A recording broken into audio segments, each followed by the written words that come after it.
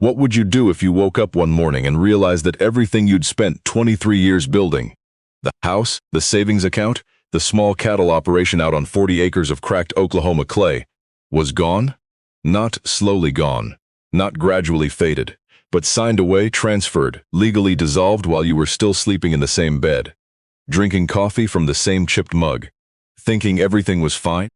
That's exactly where we find Diane Calloway on a Tuesday morning in October, sitting in a county courthouse in Enid, Oklahoma, holding a manila folder she didn't know existed until 48 hours ago. If you're new here, welcome to Giant Stories, the place where ordinary people do extraordinary things.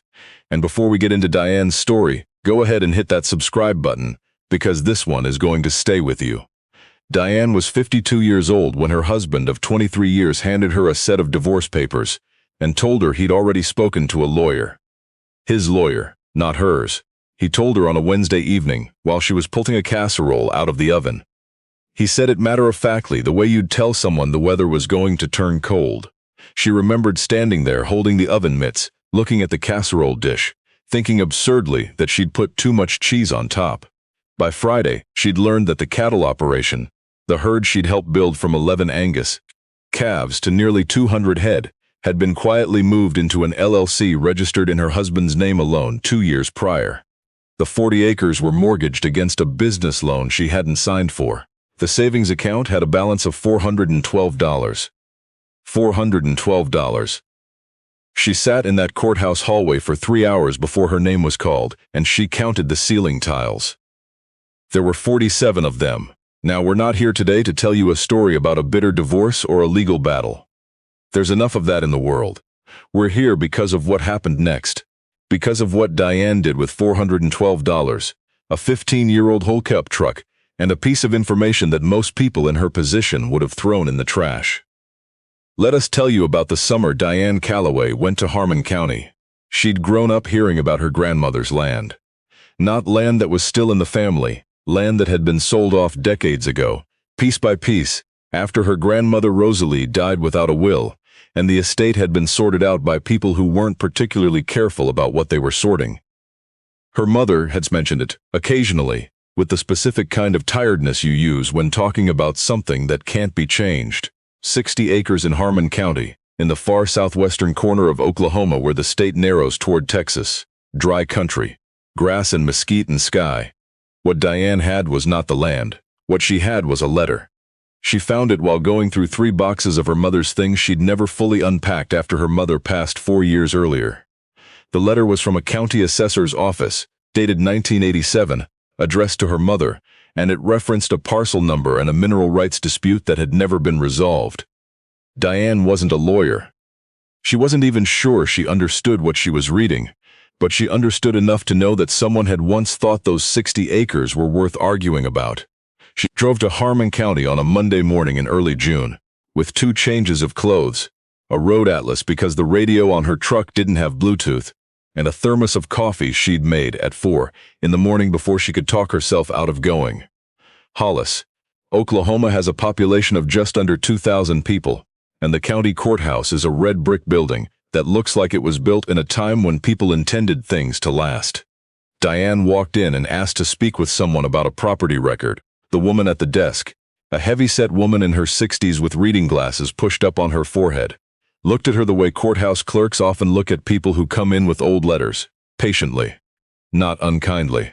Her name was Sandra, and she would turn out to be the first of several people who made this story possible. "You got a parcel number?" Sandra asked. Diane handed her the letter. Sandra looked at it for a long time. Then she got up from her desk and went into a back room without saying anything, and Diane stood at the counter for 11 minutes. She checked her watch twice, before Sandra came back with a manila folder of her own. "This parcel," Sa said, setting the folder on the counter, "has been in what we call suspended status since 1991. Mineral rights were disputed, surface rights were tied to the dispute, and nobody ever came back to resolve it." She paused. "You said Rosalie Pritt was your grandmother?" "My mother's mother," Diane said. Sandra looked at the folder again. "You have documentation of that relationship?" Diane had her mother's death certificate. She had her own birth certificate. She had a photograph, not official documentation, but a photograph she'd kept in her wallet for 20 years. of herself at about age 7, standing next to her grandmother in front of a fence line, somewhere flat and brown and windy looking.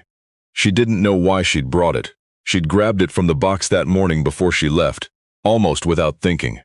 Sandra looked at the photograph for a moment longer than she needed to. "You're going to need to talk to an attorney," she said, "but I'll tell you this much. This parcel has been generating royalty escrow since 2009. The mineral rights were never transferred because the dispute was never resolved. That money's been sitting in a state account." Diane gripped the counter edge. "How much money?" she asked. Sandra shook her head. "That's not something I can tell you. That's something an attorney can find out. Now, here is where most people would either get very excited or get very discouraged. Because the gap between there might be money in a state account, and that money is yours, is a gap that is made entirely out of paperwork, legal fees and time. And Diane Calloway had $412 and a 15-year-old truck, but she also had something else. She had spent 23 years managing the operations side of a cattle ranch. She knew how to read a ledger.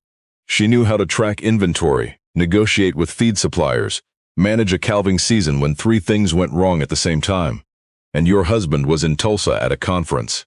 She knew how to solve problems that didn't have obvious solutions, because that's what running a working ranch actually is. It's one problem after another, and you either figure it out or you don't. She found a legal aid office in Altus, 40 minutes north, and she walked in without an appointment. The attorney who eventually agreed to take her case was a woman named Priscilla Holt. She was 34 years old, wore her hair in a tight bun, and had the specific manner of someone who had decided early in life that she was not going to waste time being impressed by things that didn't deserve it. She looked at Diane's documents for about 20 minutes without speaking. Then she looked up. "This is actually interesting," she said, which Diane would later learn was high praise coming from Priscilla. The mineral rights dispute from 1991 had involved a third party, a land company that had since dissolved. The claim the company had filed was never adjudicated because the company stopped operating before the case was finalized, which meant, in theory, that the original title, Rosalie Pruett's title, had never been legally superseded. It had simply been left in suspension. "In theory," Priscilla said carefully. "How long would it take to find out if the theory holds?" Diane asked. Priscilla tapped her pen on the desk. "Months, potentially. If we have to go through probate to establish your chain of inheritance from your grandmother through your mother to you, that alone takes time, and there'll be filing fees." "I have $400, Diane said. Not embarrassed. Just factual. Priscilla looked at her.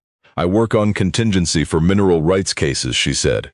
"If we establish your claim and there's escrow to recover, my fee comes out of that." "Filing fees," she paused. "Filing fees I might be able to work something out on." Diane drove back to Hollis that afternoon. She'd already decided she wasn't leaving until this was finished. She found a room to rent from a woman named Opal Sanderson, who was 78 years old, and had lived in Harmon County her entire life, and rented out her spare bedroom to supplement her Social Security because the house was too big for one person and too full of good furniture to sell. Opal charged her $60 a week, which Diane paid on Fridays, which gave her a rolling window of 7 days to figure out what to do next. What she did was work. She found out that a ranch about 8 miles outside of Hollis, a mid-sized operation called the Vance Spread, roughly 600 acres of range and wheat ground, was struggling, not collapsing, but struggling. The owner, a man in his early 70s named Ellis Vance, had lost his ranch manager to a better offer in Texas 6 months prior and hadn't found anyone to replace him. The operation was behind on its maintenance schedule. Fences needed repair. A stock tank that served the southeast quarter of the property had a pump problem that nobody had gotten around to fixing. Diane heard about this from Opal, the way you hear about things in small towns, which is to say over coffee on a Tuesday morning without anyone intending to tell you specifically. "Mr. Vance is a proud man," Opal said, stirring her coffee. "He won't ask for help." "I'm not going to offer help," Diane said. "I'm going to offer a service." She drove out to the Vance Spread that afternoon. Ellis Vance met her at the gate, which was already telling. A rancher who comes out to the gate is a rancher who's been watching the road. He was a tall man, gone thin in the way some men go thin after 70, with a face that had been in the Oklahoma sun for so long it looked like good leather. He looked at her truck. He looked at her. "I'm not hiring," he said. "I know," Diane said. "But your pump on the southeast tank is failing." I can see from here that your back pasture fence needs at least 3 new posts in the stretch along the county road. And if your calves went out this spring without the right mineral supplements, you're going to see weaning weights that'll disappoint you in the fall." She paused. "I'm not asking you to hire me. I'm asking you to let me show you what I can do for 2 weeks. After 2 weeks, if you don't think it's worth paying for, I'll leave and we'll call it even." Ellis Vance looked at her for a long time. "You know cattle?" he said. "I ran a 200-head Angus operation in Garfield County for 20 years, she said. "What happened to it?" "Divorce," she said. Another long pause. 2 weeks, he said. "We'll see. Now we want to stop here for a moment, because this is the part of the story that we think gets overlooked in stories like Diane's. People love the big dramatic moments, the legal victory, the check arriving, the final vindication, and those moments are coming. But what actually turns a situation around, more often than not, is something quieter than that.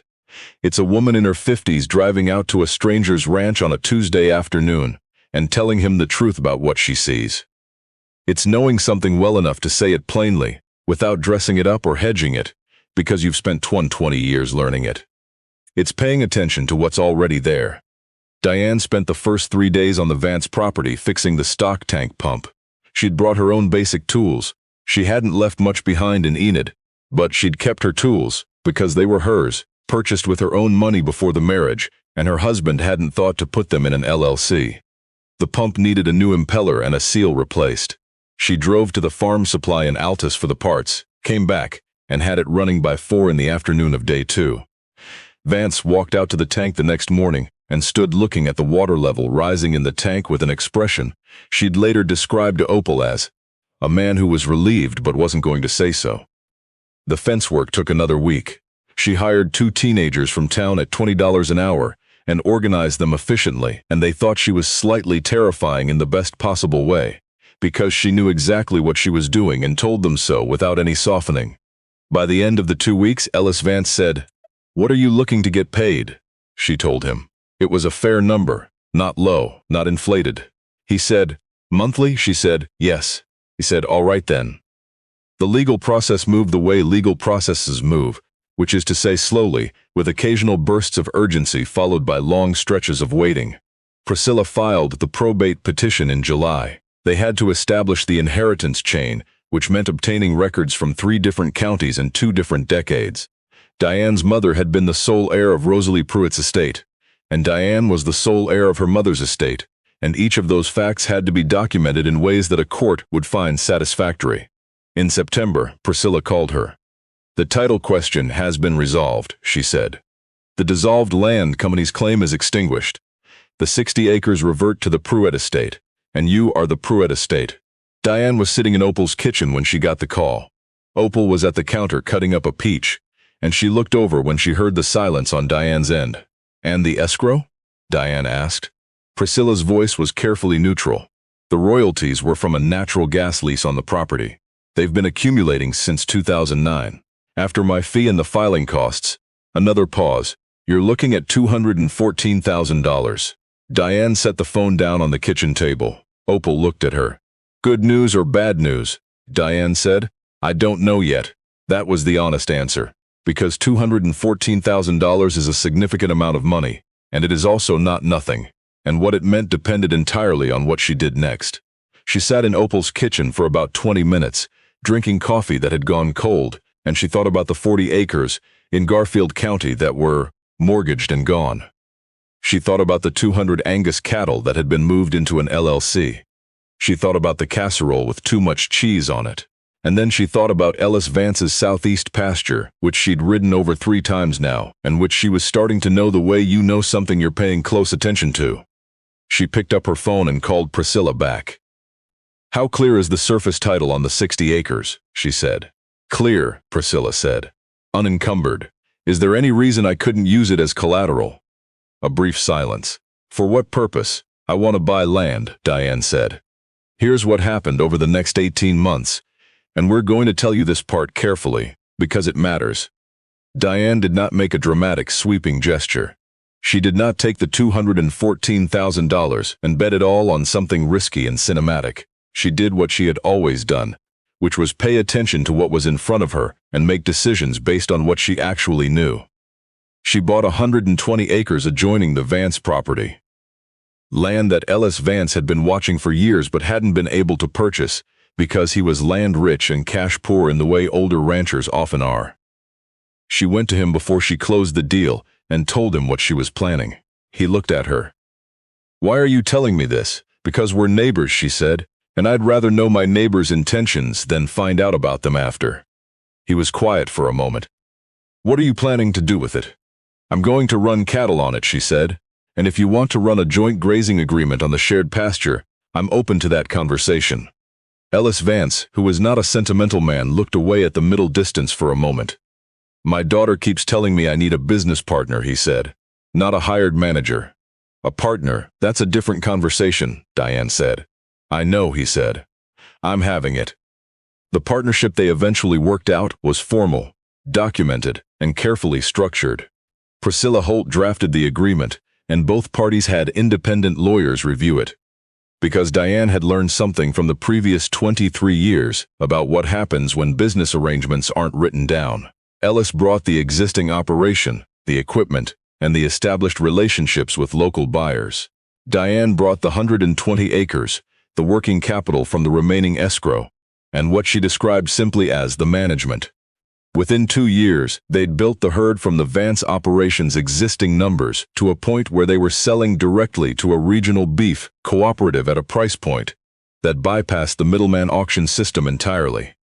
Within 3 years, 2 of the young men Diane had hired for fence work in that first summer were working for the operation full-time. One of them told her later that he'd never seen anyone move through a property assessment the way she did, that she seemed to see things other people walked right past. She told him it was just paying attention, that most things could be figured out if you were willing to look at what was actually there, instead of what you expected to see. Diane sold the 60 acres in Harmon County 2 years after she'd recovered them, not because she needed the money, but because the land itself was dry and difficult, and not particularly suited to what she was doing, and there was a family in the next county over who had been working that ground as tenants for 11 years. And who wanted to own it more than she needed to hold it. She sold it to them at a fair price, which was not the highest price she could have gotten. Opal Sanderson came to a small dinner Diane held at the new house, a ranch house she'd had built on the 120 acres, modest, well-made, with a porch that faced west, and she said, looking around the dining room, "You know, when you showed up in my spare bedroom with $60 and a thermos, I didn't know what to make of you." "What did you think?" Diane asked. Opal considered this. "I thought you seemed like someone who was used to things being hard," she said, "and that was probably going to end up mattering more than it seemed like it would. We want to be honest with you about something. This story does not end with Diane becoming wealthy. The cattle operation is profitable. The partnership is solid. She has a house that is hers, on land that is hers, and she does work she is genuinely good at. She is not sitting on a fortune. She is sitting on something that is in some ways harder to build than a fortune. She is sitting on something she did herself. If you know someone who's going through a hard season right now, a divorce, a loss, a moment when $400 feels like the measure of everything they have, share this story with them, not because it promises everything works out, but because it's true, and because it happened to a woman in her 50s with a thermos of coffee and a letter she almost didn't open. That's the Giant Stories way. Real people. Real stakes, real outcomes. Subscribe if you haven't. We'll see you in the next one. And Diane, if you're watching, we hope the west-facing porch is everything you needed it to be.